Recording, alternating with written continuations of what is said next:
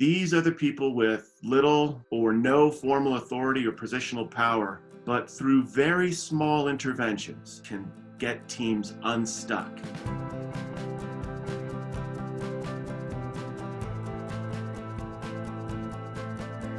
We are really, really excited to have as our very first pearler of this whole project, Jamie Otis, who is the head of the ACS Calvert School in La Paz, Bolivia. Jamie has served on senior leadership teams, I think, in 4 continents. I won't name all the schools, but he's lived in and worked in 4 continents. I met him first when he actually came to one of the PTC courses in person. I met him first in person and knew instantly that he was going to be somebody that needed to join our team.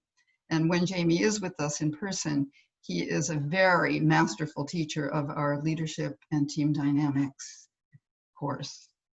So without further ado, Jamie, over to you. Thanks, Bambi. And thanks, Guy and Zach, and all of you for attending. Pressure's on, right? First Pearl series, and I'm honored to be that person to present. My mother told me whenever you start a necklace, it's not good to start with just 1 bead. So you get 2 for the price of 1 today. I mention that because the book that I'm going to read to you is, and the whole string of my 2 pearls, it's not as trite as everything I learned about leadership I learned in kindergarten, but every time I read this, it brings to the surface elements of leadership that I think are important to keep in mind. I'm going to challenge you. I'm going to share my screen. I'm going to challenge you to listen for the toad in this. Listen, pay attention to the role of the toad in this story, entitled The Little Blue Truck. So let me be able to turn the page here. Horn went beep, engine purred, friendliest sounds you ever heard. Little blue truck came down the road. Beep, said Blue to a big green toad. Toad said croak and winked an eye when little blue truck went rolling by. Sheep said baa, cow said moo, oink said piggy, and beep, said Blue. Cluck, said a chicken, and her chick said peep. Ma, said a goat, and Blue said beep. Neigh, said a horse, quack, said a duck, beep, said the friendly little blue truck. Honk, yelled a dump truck coming through. I've big, important things to do. I haven't got time to pass the day with every duck along the way.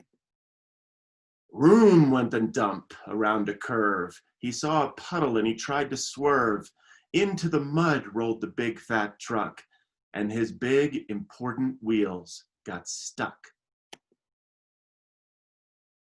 This heavy-duty dump truck, his dump truck tires were sunk down deep in muck and mire. Honk, cried the dump, and he sounded scared, but nobody heard, or nobody cared. Then, into the mud, bump, bump, bump, came little blue truck to help the dump.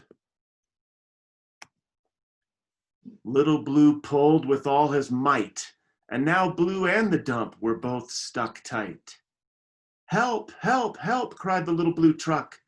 Beep, beep, beep, I'm stuck, I'm stuck. Everybody heard that beep, beep, beep. The cow came running with the pig and the sheep. Up at a gallop ran the big brown horse. Goat jumped over the fence, of course. Sorry, I can't read the top. With the chick and the duck, and everybody pushed the little blue truck. Head to head and rump to rump, they all pushed Blue, who pushed the dump. But things couldn't quite budge that heavy load. Then who hopped up but the big green toad? All together, 1, 2, 3, one last push, and the trucks were free. Thanks. Thanks to everyone, said the dump to Blue. You helped me, and they helped you. Now I see a lot depends on a helping hand from a few good friends. Beep, said Blue, who wants a ride? Everybody scrambled to jump inside. Oink, quack, ba, moo, cluck, peep, neigh, croak, ma. Beep, beep, beep, and the little blue truck rode off. I like that story because it reminds me of a couple things. One is, you never want to underestimate your toads. All schools have them. These are the people with little or no formal authority or positional power, but through very small interventions, a comment, a strategic dialogue with an opinion shaper, an article, during a meeting, they pose an idea. These small interventions can get teams unstuck. And so look for your toads, cultivate them, listen for them, and empower them to find their voice. They can move and mobilize teams who can get stuck during a meeting or pushing forth an initiative. The other pearl is, I encourage you not to be like the yellow dump truck. Everyone in your communities will know how important you are and how busy you are. And it's your actions and your words and your behavior that shape the culture of your school. So take a lesson from the little blue truck. Walk the halls slowly. Listen for those opportunities to engage. Cultivate the relationships that you may ultimately rely on to move your school forward.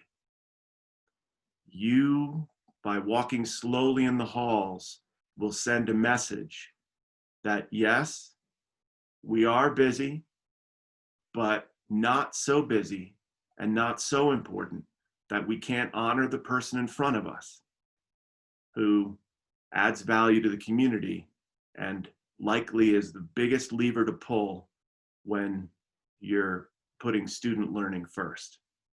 So the second pearl is never forget to beep.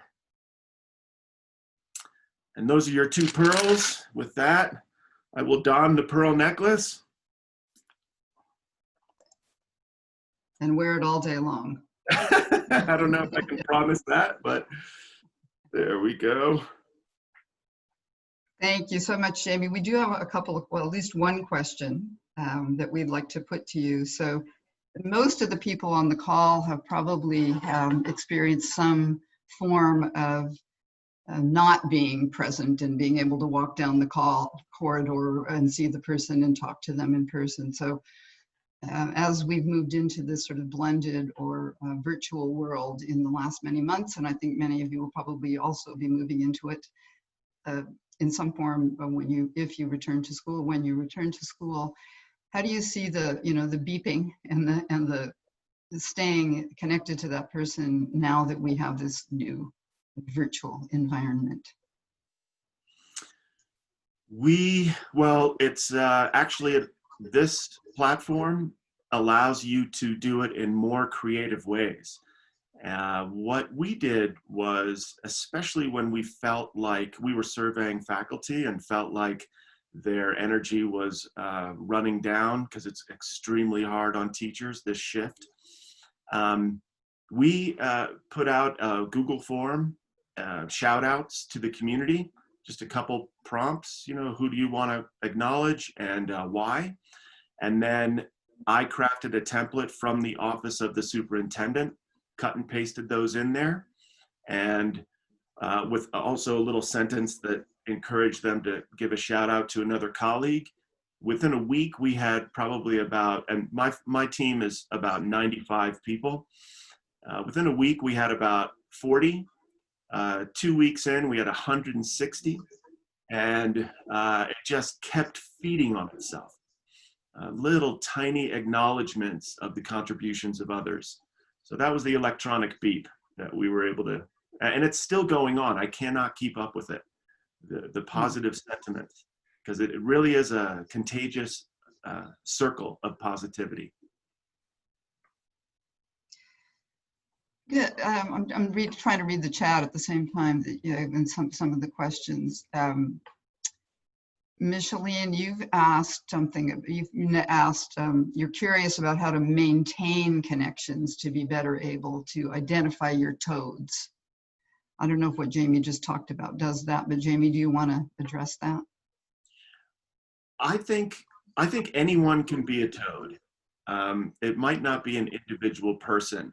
I guess maybe the pearl should be listen for the croak, because these are times when you might be in a group, and the group may be getting in the way of itself, and yet one comment from one person you might be able to laser focus on and bring that back to the group and say, well, I don't know, but when Melita said this, and then all of a sudden it focuses the group again on an idea that it's slightly manipulative, but it's manipulative in the best sense. You want to get the team unstuck and push their thinking in a certain direction. So I guess listen for the croak. Well, that is a great way to start our very first day. It's all about croaking. All right, it's all about croaking. It's all about croaking. That's really wonderful. I don't see Sky or Zach. Do you see any additional questions coming in on YouTube Live?